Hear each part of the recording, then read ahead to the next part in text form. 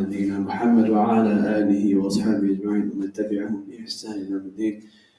اللهم صل على سيدنا محمد وعلى آل سيدنا ومولانا محمد وبارك وسلم. اللهم انفعنا بما علمتنا وعلمنا ما ينفعنا وزدنا علما.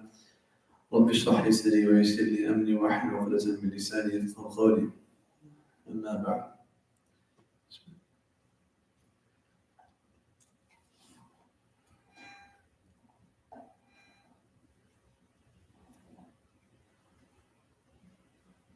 Bismillahirrahmanirrahim. So thank you very much for this audience, and also thank you for the online people who are available for asking different questions. And thank you, Mufti Huzaifah, to be able to conduct this for this community and for our kids. So today we decided that we will be able to ask questions related to different subjects. I receive a lot of text. I just wanted to let people know how they can ask questions, so that way it will be a systematic. Inshallah. So people who are in the mosque, if you have a question you would like to ask, there are two ways. You can just text the question over there if you just want to be anonymous. But if you would like to come over here and ask physically, make sure you're asking in the mic, so that way it can be recorded, it can be benefited to just not the few people who are here. And with all being said, I can open the floor. I already have a few text questions. If anybody would like to start, or if you guys like, I can start. Who's question? All right. So I'm not sure if this is a serious question or not, but this was the first question. It was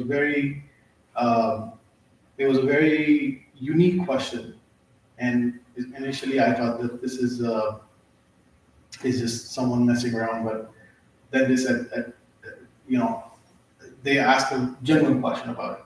They said, is it sunnah to wrestle in mosque? Bismillah ar-Rahman ar-Rahim. Alhamdulillah wa salatu wa salam ala Rasulullah wa ala alihi wa sahbihi wa ala.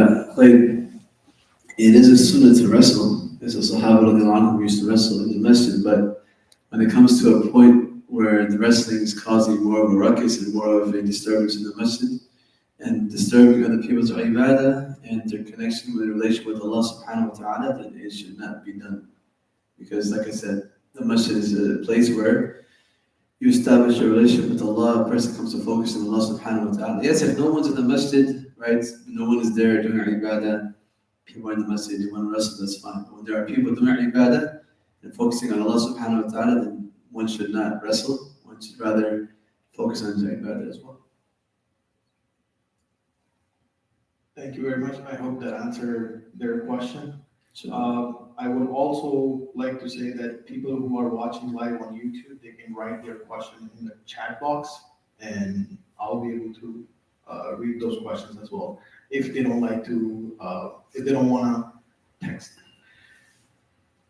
Now, the second question is, in a prayer after Fatiha, do you have to read two surahs in Quran order? For example, first rakat after Fatiha, you recite Ikhlas, Surah Ikhlas, which is 112 surahs, and on the second rakat after Fatiha, you recite Surah Falaq, which is 113 surah. Bismillah. So when you're reciting in Salah, when you're reciting the Quran, it should be in succession. You should not. The Fuqaha actually discuss this issue, that if one is going to recite, for example, Qul Huwallahu Ahad, and then Qul A'udhu Bil Falaq, that will be fine. But let's say vice versa, if somebody were to recite Qul A'udhu Bil Falaq in the first rak'ah, and the second rak'ah he recites Qul Huwallahu Ahad, then that would be considered makruh. He is not allowed to do that. So it has to be in order. Right? Or at least skip two surahs in between. Don't just skip one. This is also makruh, where if I read my first rakat, I read Idha Ja'a Nasrullahi wal Fath, and then the second rakat, I read Qul Huwallahu Ahad, and I skip Tabbat Yada in the middle. So that's also makruh.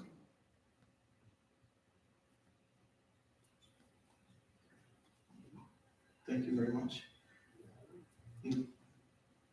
Anytime live public in the mosque have any questions, just raise your hand and I'll skip them. I'll give you guys preference. All right.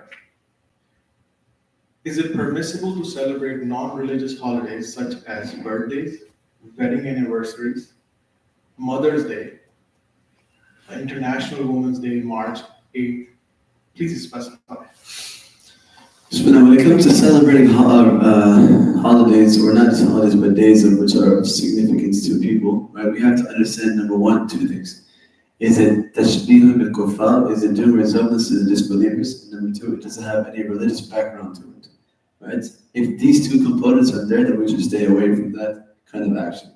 For example, celebrating birthdays, or first of all, celebrating birthdays, of course, that's something which the kuffar do, right? Yani a mu'min should be in a state of, if his life is coming closer to an end, he should rather be worried about his akhirah, right? Worried about Allah subhanahu wa ta'ala, not worried about, oh, I turned 50 today, alhamdulillah. No, you're getting closer to Allah subhanahu wa ta'ala, so you should be on your religion. There's mentioned in Jalal al-Salihin, the Sahaba radiallahu anhum, when they would reach the age of 40, they would give themselves up for worship. They would completely focus on their ibadah after that. They would not focus on futile things, right? And then, what was the other one? Getting back to Mother's Day, every day should be Mother's Day, right? There should not be a day where you say, oh, yes, I'm going to give my mom more significance on one day than the other. No, every day. Your mother has given birth to you, raised you, made all these sacrifices. Every single day you should, right? Respect your mom as the keys, as the doors to Jannah are underneath the feet of the mother. Thank you very much. And Women's Day, March 8th. Women's Day, alhamdulillah, if you want to go, now, is it a march? Is there a march going on or something like that? If it comes to these kinds of things, there's a women's march. I know where I come from in DC, there's a women's march and all this, right? That's not necessary, because Allah subhanahu wa ta'ala already gives izzah and honor to the women, right? In the Quran, to the Sunnah of the Prophet sallallahu alaihi wasallam, right? So if someone is a true Muslim and understands that, then there's no really point of going out fight for women's rights, because Allah has given you the rights that you need. Alhamdulillah. Thank you very much. Next question is about Ramadan, and I'm not sure if this is by a brother or sister, but seems like it's from a sister. Mm-hmm. In Ramadan, if you are fasting, are you allowed to taste the food you're making, but then wash out your mouth? So the fuqaha discussed this as well. And normally, no, right? The person should not taste the food and put it back and wash your mouth. But if it's such where the person has a family or a tyrant husband who is very very strict about his food and gives a person a hard time for the food is less salty or so on and so forth, then in that situation you can taste a little bit, and that's that. Thank you very much.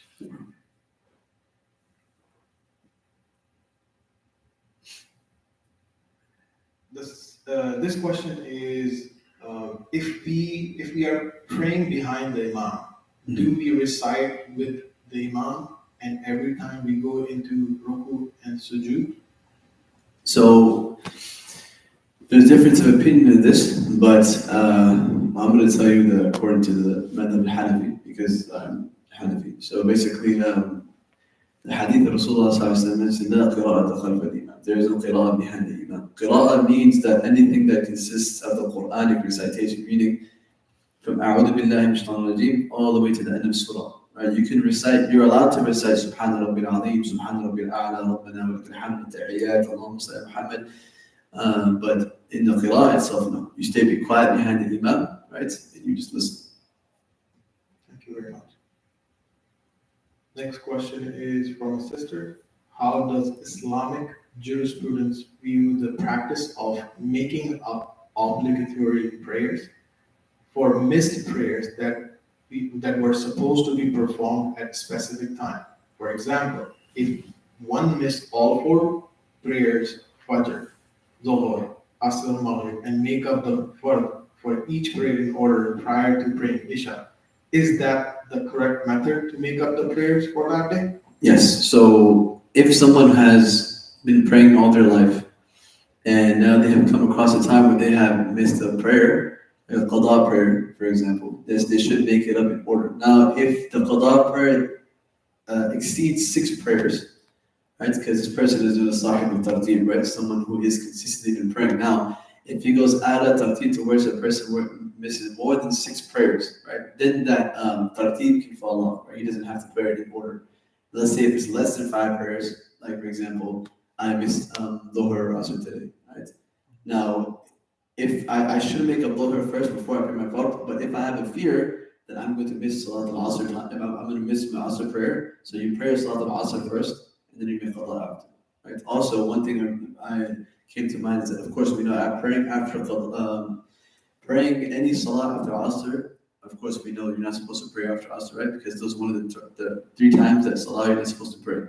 But the ulama have been exceptions for Qadha at that time. So Qadha prayer can be prayed in the time when the sun is rising. Qadha prayer can be prayed after Salat al-Asr to Maghrib, and then Qadha prayer can be prayed at Zawal time. Qadha prayer only. Thank you very much. I think this question is from one of the concerned parents, and they're asking, how can we engage the youth in Islamic education and activities? It's a very beautiful question, mashallah. Rasulullah sallallahu alaihi wasallam mentions that one of the 7 people that will be under the shade of the throne of Allah subhanahu wa ta'ala is a shab nasha'a fi ibadati rabbih. That the young person who grew up and was nurtured in the ibadah of Allah subhanahu wa ta'ala. So it's a very difficult challenge nowadays to kind of raise kids in this society. They have so much exposure to many different social media platforms and people all over the internet telling them to do this, to that, so on and so forth. So for parents that are concerned when it comes to, and of course they have to be concerned when it comes to their kids' relationship with Allah subhanahu wa ta'ala in the masjid, is that they need to, from the get-go, make the kids understand that being connected to the masjid, being connected to Allah subhanahu wa ta'ala. Especially when parents come from different backgrounds, because, of course, coming here as an immigrant, right?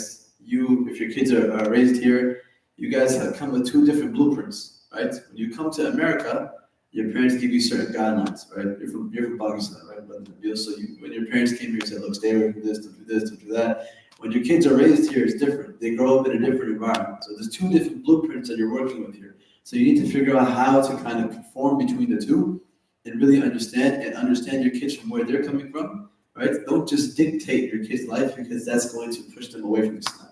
Any dictation or any dictatorship towards your children is going to push them away from Islam. It's going to give them it's going to leave a bad taste in their mouth about Islam. They're going to get away from it. So we want to make sure that the kids they're told with hikmah, right? As Rasulullah sallallahu alaihi wasallam says, al-hikmatu dalatul mu'min. That hikmah is the lost commodity of a believer. So with hikmah, with wisdom, talk to your ulama, your local scholars, and see, what's the best way I can have my child be connected to the masjid, right? Especially the masjid itself should have activities for the youth as well, right? Have like tonight, alhamdulillah, we're having like a sleepover night in the masjid. Have like programs, invite scholars over who can connect to the youth. That will get them connected to the masjid, inshallah. I hope that answered the question of the concerned parents. Next question is it wajib to answer the salam? Means, is it necessary to say salam when entering the mosque? What should people do who are praying or reciting the Quran in that moment? So it is wajib to reply to a salam, except in a place when somebody is doing ibadah. So let's say if somebody is praying salah and I come and say assalamu alaikum wa rahmatullah, he is now doing ibadah, he's reading Quran, he's not obliged to reply to my salam. He can sit there and he can recite his Quran, right? One time Rasulullah sallallahu alaihi wasallam was making wudu, and a person came, he said salam, and Rasulullah sallallahu alaihi wasallam didn't reply to him, and then he was like, why didn't Rasulullah reply to him? He said salam. So Rasulullah sallallahu alaihi wasallam, when he finished, he then said wa alaikum salam. He said, why didn't you reply when I asked you? He said, because at the time I was engaged in wudu, and I did not want to take the name of Allah subhanahu wa ta'ala without being in state of wudu. Right? So when somebody is reciting Quran, or you see somebody engaged in nawafil or ibadah in the masjid, right? Try to kind of gauge the situation when you enter the masjid, right? Don't just come and say assalamu alaikum wa rahmatullah and kind of throw off the person's vibe. Rather, just understand the situation, and inshallah, based off of that, you do what you have to do. So just to clarify, it's not recommended, or it's just when you come to the masjid? No, to the person who is doing the ibadah to. No, he doesn't have to. It's not wajib upon him. But what if he does? If he does, it's fine. That's on his own accord. But if he's, from the Sharia perspective, he doesn't have to reply to your salam. Thank you. Next question is, what is the ruling on getting insurances in the United States, like health insurance, auto insurance, or commercial insurance? So of course, now we're living in a country where we don't have much of a choice, right? Of course, when it comes to like health insurance and stuff like that, there are some insurances that we need to get, otherwise we can't. For example, if you're in the United States, you can't drive a car without car insurance, right? You can't get a house without house insurance. So in these kind of situations, the fuqaha gives some leniency that, okay, based off of the situation, yes, okay, you can get insurance, right? But for example, those insurances which are not necessary to get, right? For the health insurance, of course, you need for your health, right? We have Medicaid and so on and so forth, right? But for example, life insurance. Life insurance is not something you need, right? Number one, because it's all interest based. If you think about it, right? If I put a premium down, right? If I put a premium down every month, they're giving me way more amount of money than I'm giving it from that premium. Makes sense, right? We'll use life insurance as an example. If I give $500 a month, whatever, and then I pass away, my family gets a $250,000 check. That doesn't make any sense. This is straight up interest. Number two, the only way that would be permissible for life insurance is that when the person passes away, the only money that he can get back, the beneficiary can get back, is the amount that the person put into the thing. So let's say if I had life insurance for my kids, I put in $20,000 over a span of, let's say, 4 or 5 years. So my kids were only allowed to take back that $20,000 because the rest is interest, right? So that's. Thank you. This is probably the extension of the previous question the sister asked. How does Islamic jurisprudence view the practice of qaza a umri namaz, or make-up prayers for missed prayers that were supposed to be performed at specific times? Is there a preferred or recommended time frame for performing these make-up prayers, such as allocating them to significant occasions like the last Friday of Ramadan? So qada umri has to be done. And when the ruling regarding qada in itself, you have to make up every single prayer that you missed in your life. Because this is why they call it qada, right? Because salah is a debt that you owe to Allah subhanahu wa ta'ala, right? It's not something, it's an ibadah, of course, right? But when you miss your salah, that's why it's called qada. We usually use qada for dayn, for debt, right? So you are now, this is something that you owe to Allah subhanahu wa ta'ala, so you have to make it up.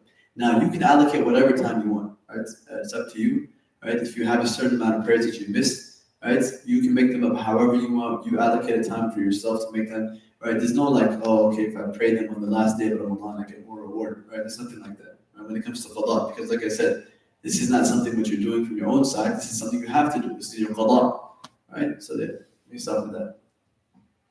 Thank you.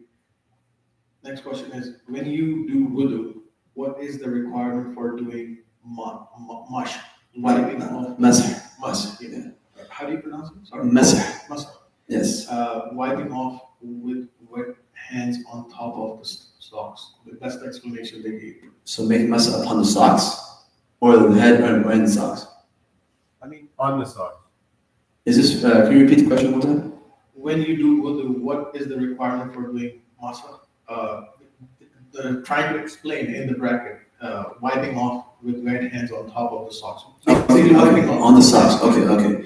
Yes. So when it comes to regular socks, like for example the socks that I'm wearing, or socks that regular socks that we buy, all right, you cannot make masah on it. The hadith that Rasulullah is there that was once they said Rasulullah masah al-jawrabain, right? He said jawrabain is kind of the socks that we have. So that hadith, based off of there's one rawi, there's one narrator in that hadith who's considered not reliable. So we use that, we consider that hadith da'if. We don't take that hadith when it comes to amal, right? So there are certain conditions that have to be met for a salah to make masah upon. Number one is that it should be able to stand up on your shin by itself. When you put it on, it should be able to stand up without anything, like you shouldn't be able to tie it. Like they have socks like wudu gear and stuff like that. Right, you could it'll hold up like this. Number two, the second condition is you should be able to walk at least a mile in them without them ripping. That's number two. Number three is that they should be waterproof to where if I were to pour water on them, the water does not go through. Those are the three conditions for you to be masah upon your socks, and those are usually khuffain. You guys probably see leather socks, or like I said, there are companies out there like sealskins, wudu gear, so on and so forth, that you can make masah upon those. But regular socks, you cannot make wudu. Thank you. Is investing in stocks a form of betting because you never know if your stock will gain or lose? This is a very heavy question. Very, very heavy question.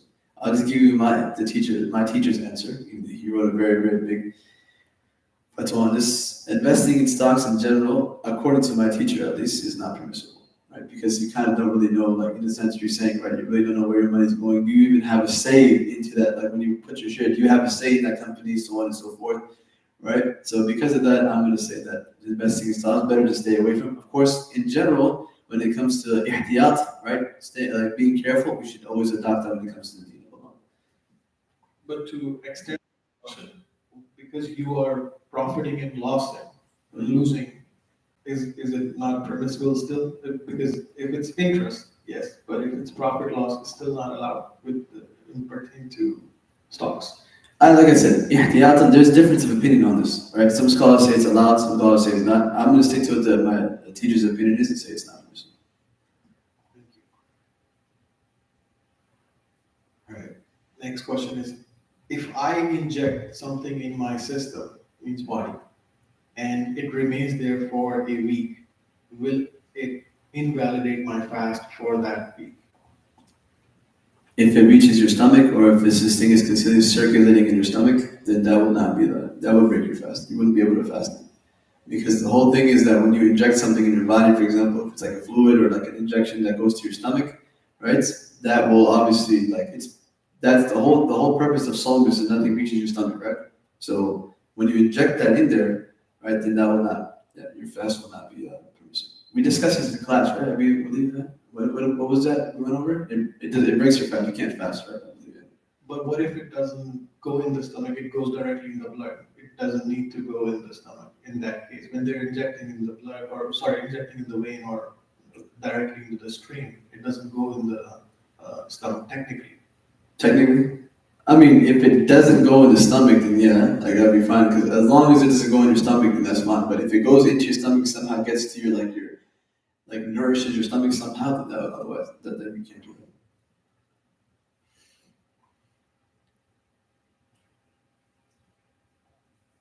What do you say about buying property, automobiles through commercial banks where there are only a few Islamic banks that charge higher interest rate? Basically, on interest. Cars or houses?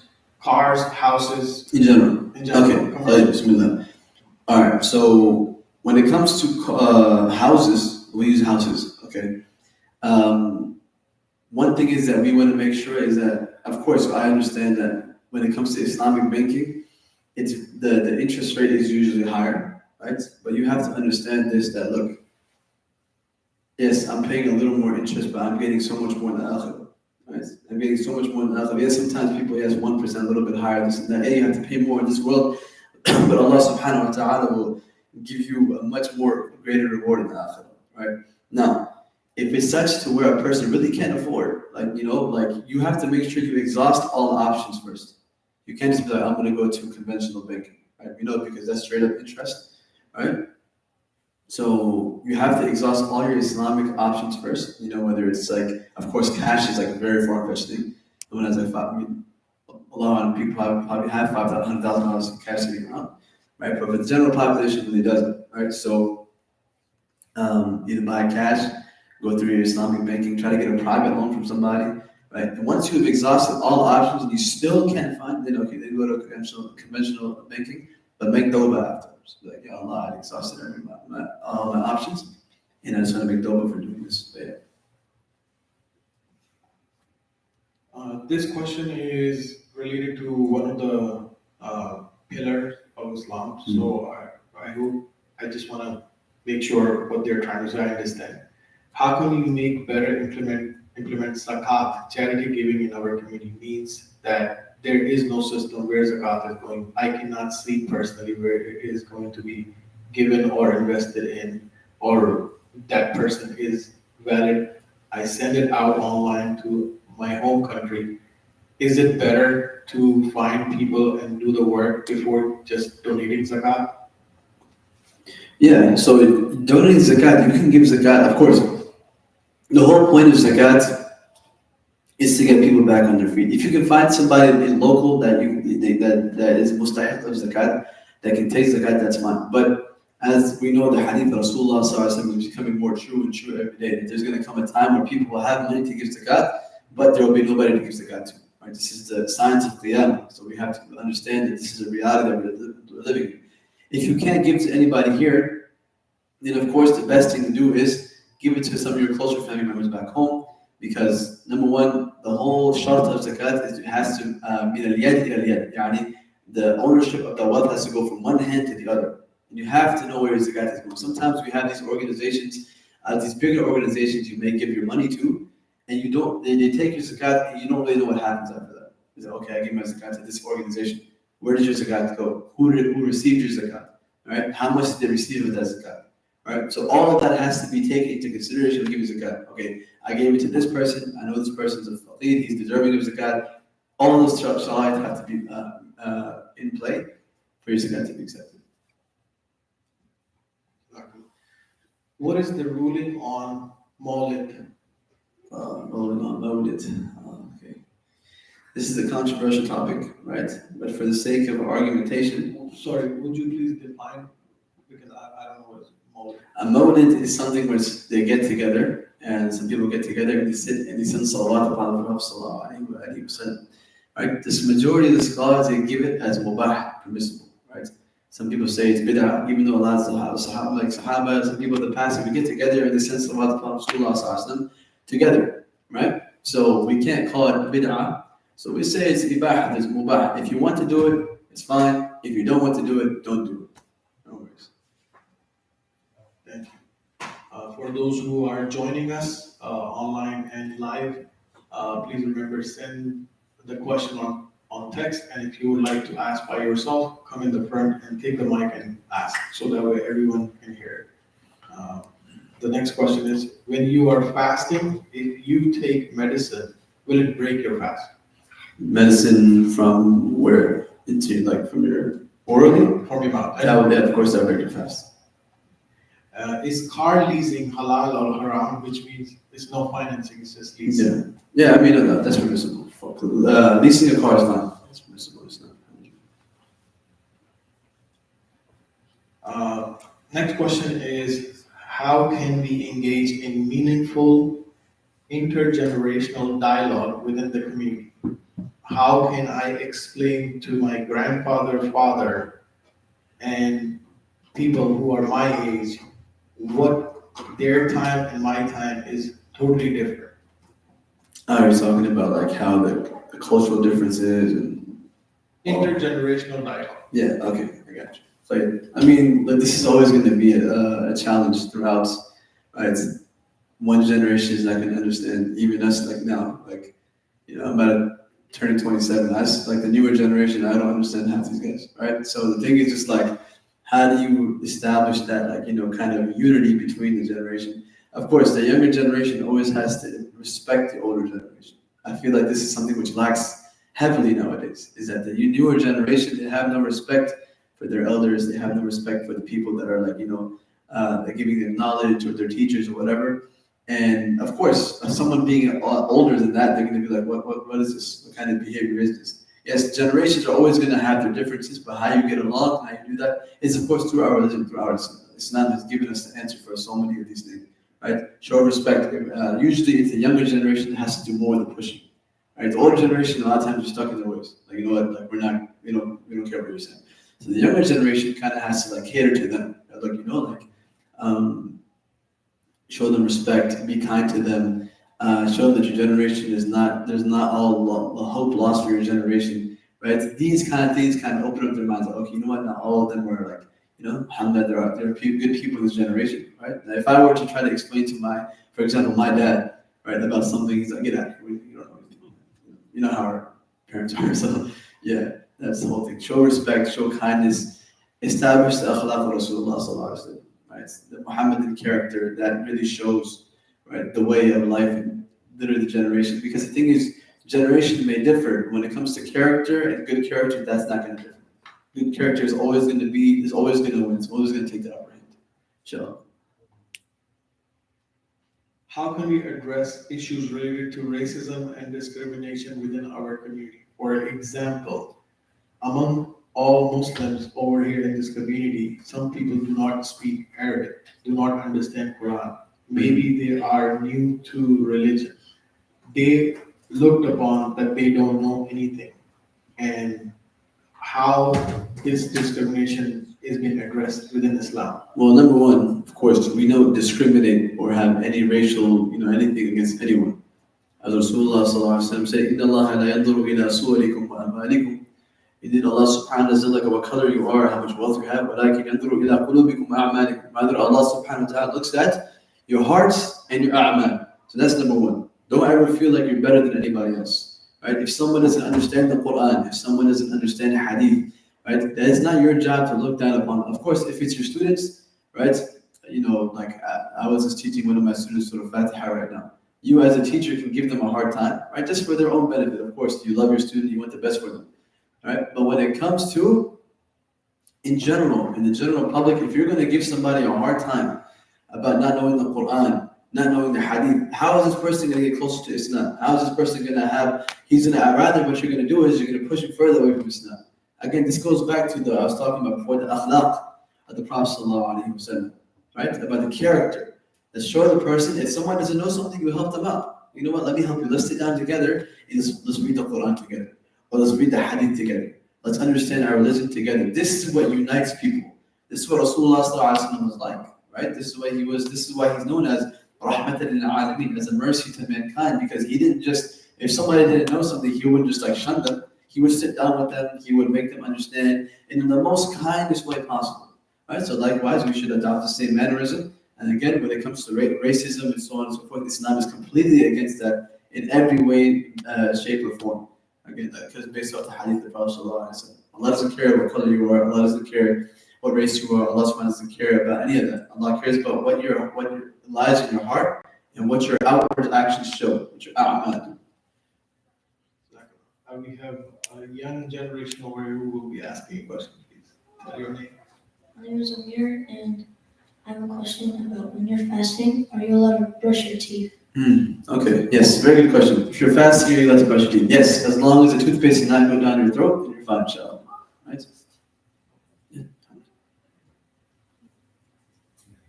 Can you tell us Prophet Muhammad's hobbies? Prophet Muhammad sallallahu alaihi wasallam's hobbies. That's a loaded question, man. Rasulullah sallallahu alaihi wasallam, I'll tell you one of his hobbies, right? That he was always engaged in the dhikr of Allah subhanahu wa ta'ala, always engaged in the remembrance of his Lord, always focused on Allah subhanahu wa ta'ala. This is one of his hobbies, right? He was always worried about, number one, of course, worried about his ummah. He's always worried about us. What are we going to do in the future? How is the Islam going to spread? Number two, he was always engaged in ibadah, just worshiping, thinking about Allah subhanahu wa ta'ala. So that's something we can do, especially in the month of Ramadan, right? So, does that answer your question? All right.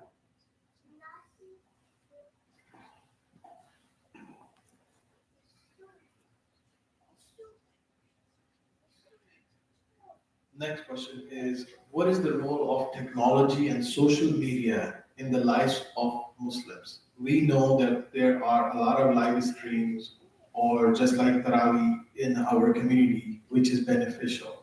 How can we actually use technology, or are we allowed to be? Are we permissible to use social media technology as a positive way instead of just looking at it as a stigma? Yes. So of course, using social media when it comes to spreading Islam, spreading awareness, that is permissible. Now, when it gets out of hand, because a lot of times, yes, social media is there. But for a Muslim, right, one of the biggest challenges is social media, because there is so much information available out there. Number one is, of course, understand who you're getting your knowledge from, because there are many people out there, right? They'll say whatever. So it's your job as someone who is learning, understanding who you're getting your religion from, who you're getting. This is the challenge with social media. Is that yes, there's so much information available. There's a lot of fitna on the social media platforms as well. So for us, we need to do our best that if we're truly on there, right, to gain Islamic knowledge, number one, the first resort should not be to gain Islamic knowledge over social media. That should not be the first reaction. Our first reaction would be, okay, let me go to my local imam, let me go to my local scholar. If you guys don't have a local scholar, right, contact somebody you may know, right? If that's there, okay, then go on social media, right, and find someone who's reliable, someone who is a reliable source of knowledge. Because like I said, social media, everybody puts anything and everything on social media, right? And because they find something and they go ahead and run with it, right? So we have to be very, very careful on who we take our religion from. Yes, social media is fine to spread awareness, to spread Islamic videos, and so on and so forth. But I can go into much detail about this, but there's many other things as well. Like based on the person's intention, what they're posting on social media. Are they posting it for clout? Are they posting it for followers? Are they posting it for Allah Subhanahu wa Taala? So overall, it's best to keep social media as a last resort, right? But if there's a newer community that's being built, so on and so forth, and you just want to just learn about Deen of Allah, then okay, that's fine. We have another young one in the mosque for a question. Assalamu alaikum warahmatullahi wabarakatuh. Wa alaikum salam wa rahmatullahi wa barakatuh. My name is Ayub Umar, and my question is, so when you're fasting and if you accidentally eat or drink something, does it count as breaking a fast? Accidentally, no. Accidentally, if it's done on accident, then there's no problem. Inshallah, Allah, as the hadith mentioned, Allah subhanahu wa ta'ala is the one who fed you. Allah is the one who gave you that drink. So if it's accidentally, then no problem, right? Thank you. Just a long time. Right, yeah, no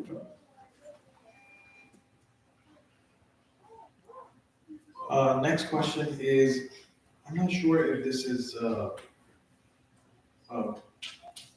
it's a very, maybe you will be able to understand this better. It says, where is Allah subhanahu wa ta'ala?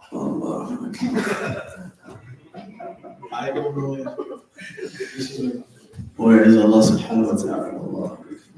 We don't restrict Allah subhanahu wa ta'ala to any space, time, or anything. Allah subhanahu wa ta'ala says, Laysa kamithlihi shay', right? Nothing is similar to the similarity of Allah subhanahu wa ta'ala. So we don't give Allah any place, any makan, any zaman. Allah lives outside of all of it. Allah's, even the question in of itself is such a profound question, where is Allah? Because if I say where is His place, it's restricted to a certain space or time, right? If I say where. So even saying where is Allah in of itself is a question which is not munasib to ask about Allah subhanahu wa ta'ala. Thank you very much. The next question is from, I'm pretty sure I'm reading it's from a convert or revert. If one have a kafir parents or family which are non-Muslim parents, are you allowed to spend time with them for the kinship on days that are important to them, like their birthday or holidays? If you're not engaged in worshiping, what day will leave? Yeah, of course. For your parents, especially your brothers and sisters, I'm not saying that you need to engage in the activities that they're doing. Like, for example, you're over here blowing out the birthday cake with them and so on and so forth. But, just to keep those ties of kinship, of course, as the hadith mentioned, man wasalani wasalahu Allah. Whosoever, when it comes to joining ties of kinship, you have to join ties of kinship. Right? The hadith, وَمَنْ قَطَعَنِي قَطَعَهُ اللَّهُ. Whosoever cuts me off, cuts ties of kinship off, Allah cuts him off, right? So we need to make sure that we, of course, keep ties of kinship, of course, especially with our parents, as Allah says, وَوَصَّيْنَا الْإِنسَانَ بِوَالِدَيْهِ إِحْسَانًا, right? And we have given this wasiyah to insan that he's shows kindness and goodness to the parents, right? We never cut off our parents, never cut off our siblings' nest. If now they are telling us to do something bad, then the hadith is very clear. لَا طَاعَةَ لِمَخْلُوقٍ فِي مَعْصِيَةِ الْخَالِقِ. There is no obedience of the creation when it comes to the disobedience of the Creator. Right? If they're telling us to do something wrong, then of course that's completely impermissible. But if they just want you to be there, they want you to accompany, right? They're not telling you to engage in any acts of ibadah or whatever. They just want you to be around. Then okay, and you can look at that as showing your akhlaq too. You know what? Like our religion says, we don't cut you off. Family still family, so on and so forth. Right? Next question is, what is the ruling on a corrupt ruler? Can you overthrow them? If they pray, you advise them and they don't change. I am confused by rulings since the Muslims tried to overthrow the fourth Caliph, Ali radiallahu anhu, which started the war of the Camel. This is also a very loaded question when it comes to like corrupt leaders and so on. Who is considered a corrupt leader? When do we designate someone as a corrupt leader? Of course, if it's a corrupt leader, like, I would say in our days now, like nowadays, we don't really have much of a say when it comes to leaders. Right? Of course, we can vote. Always go vote. If your vote counts, inshallah, alhamdulillah. If it doesn't, then okay, that's up to you. But when it comes to leaders in general, of course, the person himself was leading, as we mentioned in the hadith, the first person that Rasulullah sallallahu alaihi wasallam mentioned that is going to be under the shade of the throne of Allah is Imam al-Adil, a just ruler. Right? So if someone is a just ruler, he rules according to the Kitab of Allah, Sunnah of Rasulullah sallallahu alaihi wasallam, then of course. But now, if that's not the case, right, then overthrowing him, like nowadays you can't overthrow anybody. You can speak out against it, you can have a certain feeling about it, but you can't really do anything about it. So when it comes to our times, we'll answer, inshallah, the Ali question later on, inshallah, because that's a whole other debacle in and of itself. But as for nowadays, like I said, we can't do anything with our leaders, right? Yes, you can. If you know there's another person that's more befitting to lead, then go vote, so on and so forth. That's all we can do. Democratic way. Allah, whichever one you want. Democratic or Republican, it's up to you. I think democratic way. Okay, yeah. Okay. I think you said which party you want to vote. Next question is also a very technical question related to health and medication. If you are not aware of it, I can explain as well. Brother is asking, can I take nebulizer during my fast? Will that break my fast? Now, the nebulizer is not, you don't take it, you don't eat it. It's through nose, it's your breathing, it's a mist mixed with medication. That will break your fast because the nose has a direct line to your brain that goes down to your stomach. Literally, it's like this. So yes, that will consider to be breaking your fast. But if you're inhaling it going in your lungs. Yeah, and automatically, it's a whole passes down. So that's gonna break. It's kind of like if you jump into water, right? And when water goes in your nose, that breaks your fast too. So what's it called? Yeah, you're not allowed to do that. Should we conclude the question or should I? Yes, well. Should we conclude? Inshallah. It's been like an hour, 55 minutes. So more? Yes. Okay. What? That question, what Quran says about shape of the earth? Okay. I'm going to give you a very simple answer. Right? Allah subhanahu wa ta'ala is not going to ask us on the day of Qiyamah whether the earth is round or flat. Right? This is a very simple answer. If we're worried about these things which are unnecessary, we're not related to our Sharia, what's going to happen if the earth is round or flat? Are we going to do something about it? No, we're not going to do anything about it. So these questions are something which, yes, it's a very good question in the sense that, scientifically, but like I said, what is it? Does it affect our relationship with Allah subhanahu wa ta'ala at least? No, right? It's just, is Allah going to ask you or Allah going to punish you if you didn't know the earth is round or flat? No, of course not. So that. I promise last two questions. Okay. Unless, I know it's all continuous, but there are people who are asking. No. Of course, I love questions. Alhamdulillah. No problem. Is it haram to have family photos or painting in your house? Yes, the hadith Rasulullah sallallahu alaihi wasallam mentions the malaika do not enter the house where there is pictures hung up or dogs. Right? So those are the two things that Rasulullah says. You should not have pictures hung up in your house to where, of course, the malaika will not enter. You want the malaika to enter your house. You want that to be a place that they come. And then if malaika are not going to enter your house, who's going to enter your house? The shayateen, obviously, right? So if there are pictures that are hanging up on your walls, so on and so forth, these pictures what are they for? They're for memories. Okay, that's good. Alhamdulillah. Keep them on your phones. Keep them in private. Portfolio, but when it comes to in this the house, we should do that. Now, there's an extension of this question. What if there is multi-floor house and it's on one floor and not the other floor? I mean, still the one house is one house. It can be floors or not. It's one house is one house. So even if that was the case, let's say hypothetically, Rahma's not going to enter this one floor, but the next floor. Why would you want even one part of your house to not have Rahma and the Malaika in there?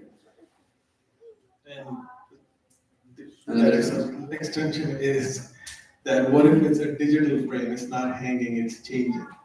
Digital frame. Oh, it's just like what's like a TV, like a. There are frames which are like you Yeah. can put multiple pictures in that and it keeps on rolling. It's not hanging or one static picture. Just in general, like I said, pictures in general, like we just want to make sure that we do not like hang them in our house, even if it's changing, right? Just to be ihtiyat, right? When it comes to digital, there is ikhtilaf in there, right? But out of ihtiyat and just being careful, right? More safeguarding for our religion, just don't do it.